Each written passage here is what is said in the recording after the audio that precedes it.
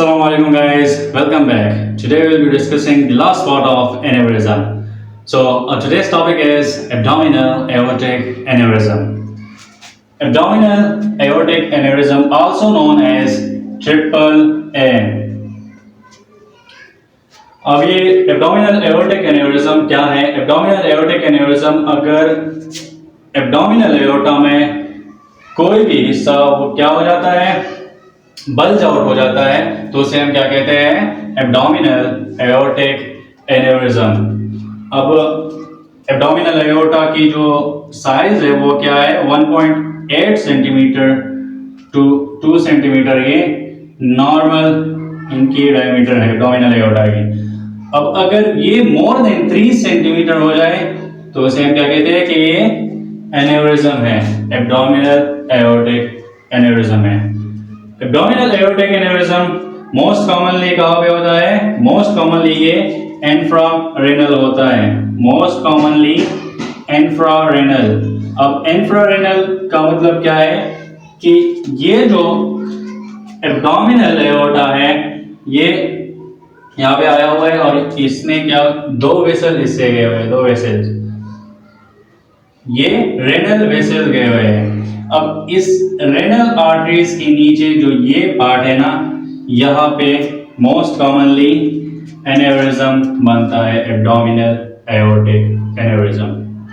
अब अगर ये एन्यूरिज्म जो है ये कुछ पेशेंट में बहुत ज्यादा बड़ा हो जाए तो ये इलियक आर्टरीज जो है यहाँ पे जो डिवाइड हुए हैं ये यहाँ पे भी बन जाता है कुछ पेशेंट्स में, ये इलियक एन्यूरिज्म ये भी बन जाता है यहाँ पे। तो एब्डोमिनल एओर्टिक एन्यूरिज्म इंफ्रारेनली होता है मोस्ट कॉमनली। अब ज्यादातर ये किन लोगों में पाया जाता है, इसकी एटियोलॉजी अगर देखें हम तो ये मोस्ट कॉमनली मेल में पाया जाता है जिनकी एज इक्वल टू 50 इयर्स और मोर देन 50 इयर्स हो। और ये जो पेशेंट्स है, ये जो मेल्स है, ये एक्टिव स्मोकर होते हैं, एक्टिव स्मोकर्स। तो ये हो गए एब्डोमिनल एओर्टिक एन्यूरिज्म की एटियोलॉजी। फिर आते हैं इसके रिस्क फैक्टर्स पे कि कौन कौन से रिस्क फैक्टर्स है या मोस्ट कॉमन कॉजेज जो है एब्डोमिनल एओर्टिक एन्यूरिज्म के क्या है। तो फैक्टर्स हमारे पास मोस्ट कॉमन कौन सा है? Most common factor is atherosclerosis. ये हमने पहले भी डिस्कस किया हुआ था कि एब्डोमिनल एओर्टिक एन्यूरिज्म का जो मोस्ट कॉमन कॉज है वो क्या है? एथेरोस्क्लेरोसिस। एथेरोस्क्लेरोसिस क्या है कि वो ये एक एंटिमल डिजीज है। एंटिमा पे क्या बन जाता है? प्लेग बन जाते हैं और विद द टाइम्स जो ये प्लेग है वो डेवलप हो जाते हैं और सेकेंडरी चेंजेस मीडियल वॉल में प्रोड्यूस करते हैं, जिसकी वजह से ये एंटिमा और मीडिया जो है ये वीक हो जाती है और ये फिर बल्ज आउट हो जाती है। तो ये क्या है? मोस्ट कॉमन फैक्टर जो है वो एथेरोस्क्लेरोसिस है एब्डोमिनल एओर्टिक एन्यूरिज्म का। सेकंड हमारे पास क्या है? सेकंड हमारे पास है, सेकंड फैक्टर इज हाइपरटेंशन। अब हाइपरटेंशन क्यों है? क्योंकि ये जो है it leads to the progression of the lesion. तो second factor is hypertension. Now third factor is abnormal turnover of connective tissues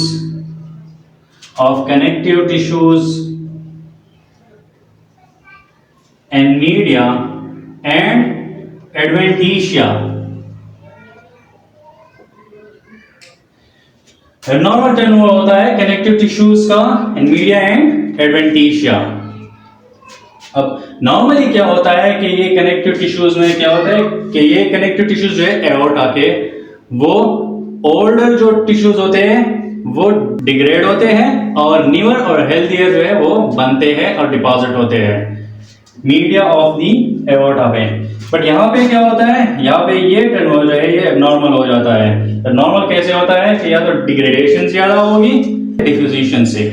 तो ये क्या हो गया, abnormal tenure of connective tissues and media and adventitia.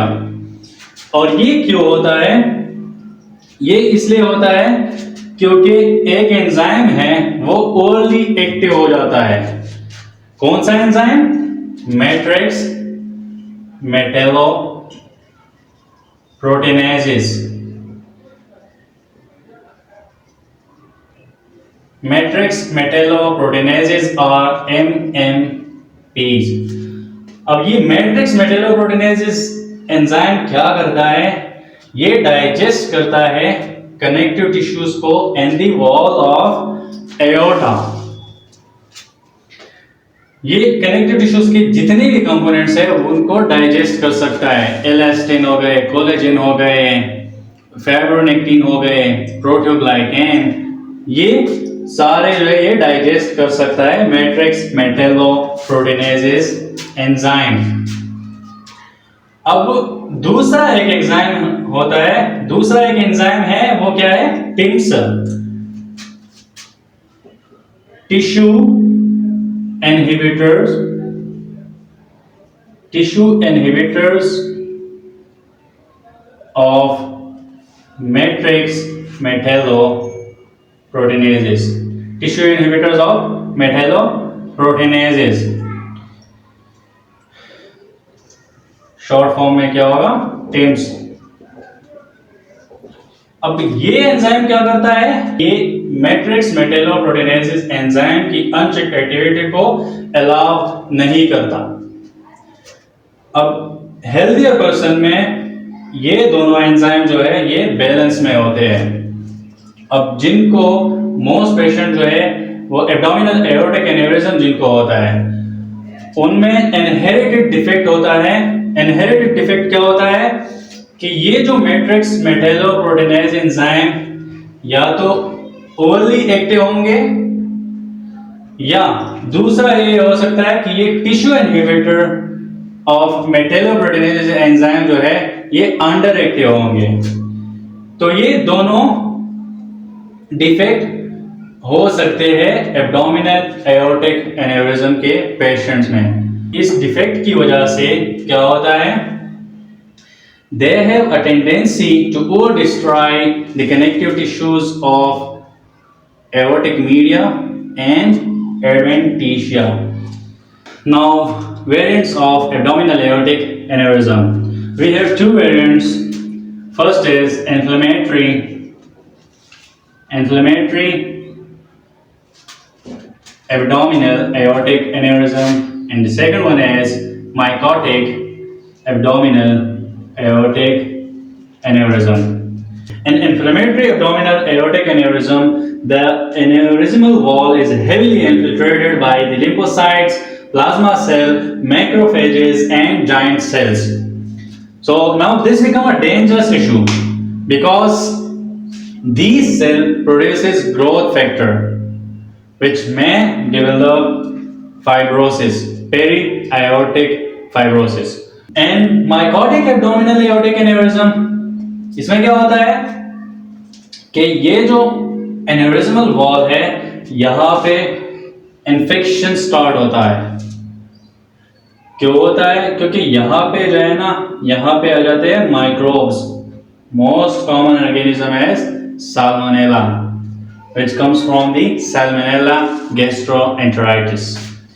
तो मोस्ट कॉमन ऑर्गेनिज्म हमारे पास Salmonella है, then staphylococcus एवरियस और कुछ वेरिएंट्स जो है ना वो स्ट्रेप्टोकोक्साई के भी mycotic abdominal aortic aneurysm cause कर सकते हैं।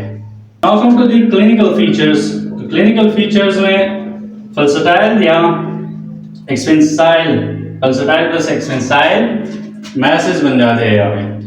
अब पल्सटाइल जो है ये क्या है, ये एओर्टा है नॉर्मली और यहाँ पे मैसेज बन गए, यहाँ पे मैसेज है, लिम्फ नोड्स है और ये क्या है, ये वॉल है, पेरिटोनियल वॉल है। तो ये पल्सेट होते हैं, ठीक है। अब पल्सटाइल प्लस एक्सपेंसाइल क्या होंगे, पल्सटाइल प्लस एक्सपेंसाइल यहाँ पे ये एन्यूरिज्म है, एन्यूरिज्म एब्डोमिनल एओर्टिक एन्यूरिज्म बन गया है और ये मैसेज है यहाँ पे, तो ये जो है ना ये एक्सपेंड हुए हैं ये मैसेज, और यहाँ पे ये पल्सेट भी होते हैं, तो ये क्या हो गया हमारे पास पल्सेटाइल एंड एक्सपेंसाइल मैसेज। और ये एब्डोमिनल एओर्टिक एन्यूरिज्म जो है ये फाइंड आउट होता है एक्सरेज में भी, अल्ट्रासाउंड में ये दिख जाता है आसानी से। Then after that we'll discuss the complication of abdominal aortic aneurysm। तो abdominal aortic aneurysm के complications क्या हो सकते हैं कि ये एंडियली क्या कर देते हैं, यूरेटर्स को जो कि यहां से आए हुए हैं ऐसे ये प्रेस कर देते हैं और कॉम्प्लिकेशन कॉज कर देते हैं, यूरिनरी कॉम्प्लिकेशन या हाइड्रोनेफ्रोसिस जो है ये कॉज कर देते हैं। सेकंड इज ये वर्टिब्रल एरोजन कॉज कर देते हैं, अगर ये वर्टिब्रा को प्रेस करें तो वर्टिब्रल एरोजन भी कॉज हो सकता है इसकी वजह से। तीसरा complication first is hydronephrosis, second is vertebral halogen, third is यहाँ पे एन्यूरिज्मल वॉल पे क्या हो जाए थ्रम्बस बन जाए और ये थ्रम्बस जो है डिसलॉज हो जाए, यहाँ से इससे कुछ हिस्सा वो डिसलॉज हो जाए और ये नीचे आके जो इलियक आर्टरीज है उसको ऑब्स्ट्रक्ट करे, तो जो लोअर लिम्ब है वहां पे क्या हो जाएगा इस्कीमिया, तो इस्कीमिया कॉज कर देते हैं लोअर लिम्ब में। अगर एम्बोलस जो मेजर आर्टरीज है ना लोअर लिम्ब में वो क्या कर दे ब्लॉक कर दे तो लोअर लिम्ब को इस्कीमिया कॉज होगा। We should know that if a person has popliteal aneurysm, then that patient has a good chances to have abdominal aortic aneurysm. And if a patient is having abdominal aortic aneurysm, then there is good chances to have popliteal aneurysm. अब अगर किसी patient को atherosclerotic abdominal aortic aneurysm हो तो ये जो है ना ये डिसीज ये एथेरोस्क्लेरोसिस ये क्या होता है, ये लिमिटेड टू एब्डोमिनल एओर्टा नहीं होता, बट ये कैरोटिड वेसल्स जो है वहां पे भी ये प्रोसेस जो है ये डिजीज प्रोसेस कर सकता है कैरोटिड आर्टरी में या करोनरी आर्टरी में भी ये एथेरोस्क्लेरोसिस प्रोसेस हो सकता है। तो ये जो है ना एथेरोस्क्लेरोटिक लीजन जो होते हैं प्लेग ये लिमिटेड नहीं होते टू एब्डोमिनल एओर्टा। अब क्या होता है कि अगर कोई पेशेंट है वो सर्जरी करना चाहता हो एब्डोमिनल एओर्टिक एन्यूरिज्म की, तो सर्जन को ये चाहिए कि वो कैरोटिड वेसल को भी देख ले और करोनरी आर्टरी जो है ना करोनरी वेसल उसको भी देख ले ताकि पोस्ट ऑपरेटिव कॉम्प्लिकेशन जो है वो मिनिमम से मिनिमम हो। फिर आते हैं इसके बाद जो ये रेनल आर्टरीज है ना यहाँ पे ये एब्डोमिनल एन्यूरिज्म कुछ पेशेंट में ये बड़ा हो जाता है, इतना बड़ा हो जाता है कि ये रेनल आर्टरीज को भी प्रेस कर देते हैं और रेनल कॉम्प्लिकेशंस प्रोड्यूस करते हैं। Now lastly is rupture of the abdominal aortic aneurysm. तो रप्चर तो यहाँ पोस्टीरियरली हो सकता है, रप्चर या तो ये एब्डोमिनल एओर्टिक एन्यूरिज्म जो है या तो ये पोस्टीरियरली रप्चर हो या इंटीरियरली रप्चर होगा। अगर ये पोस्टीरियरली रप्चर हुआ abdominal aortic aneurysm posteriorly rupture हुआ तो ये रेट्रोपेरिटोनियल एरिया में जाएगा, रप्चर होगा और ये इतना डिजास्ट्रस नहीं होगा। But if abdominal aortic aneurysm ruptures anteriorly, then it will ruptures into the peritoneal area, and the patient may have abdominal pain, backache और rapidly deteriorating cardiovascular status होगा, जिसकी वजह से ब्लड प्रेशर जो है वो बहुत ज्यादा लो हो जाएगा और पेशेंट को शॉक हो जाएगा एंड पेशेंट। तो ये हो गए एब्डोमिनल एओर्टिक एन्यूरिज्म के कॉम्प्लिकेशंस। नाउ मोर्टेलिटी अगर हम देखें, अगर अनरप्चर हो तो 5% और अगर रप्चर हो तो वो 50% तक मोर्टेलिटी रेट चला जाता है। ना मोर्टेलिटी रेट हम कैसे पता करेंगे कि ये मोर्टेलिटी रेट इनका कितना हो सकता है, तो रप्चर का रिस्क कितना हो सकता है।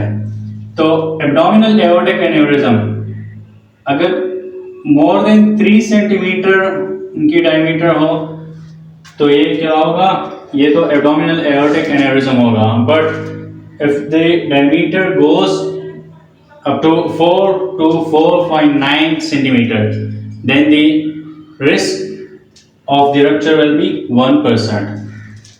But if it goes from 5 to 5.9 centimeter, then the risk will be 5%. And if it goes more than 6 centimeter, then the risk will be more than 5%. Will goes up to 25%. The risk of rupture will be 25%. अब surgery में क्या होता है, surgery जो है ये femoral artery के through एक स्टंट जो है वो एब्डोमिनल एओर्टा में यहाँ पे एक स्टंट जो है वो लगा देते हैं यहाँ पे, जो कि फर्दर जो है ये यहाँ पे ये नहीं होता, वेसल्स जो है वो बल्ज आउट नहीं होता और यहाँ पे स्टंट लगा देते हैं, या दूसरे जो है वो ओपन सर्जरी कर देते हैं और प्रोस्थेसिस जो है वो कर देते हैं। That's all for today. If you have any question related to this topic, please don't hesitate to ask. Stay tuned for the next video. Thank you so much. Dime qué vamos a hacer, yo a ti te quiero comer cuando pasa.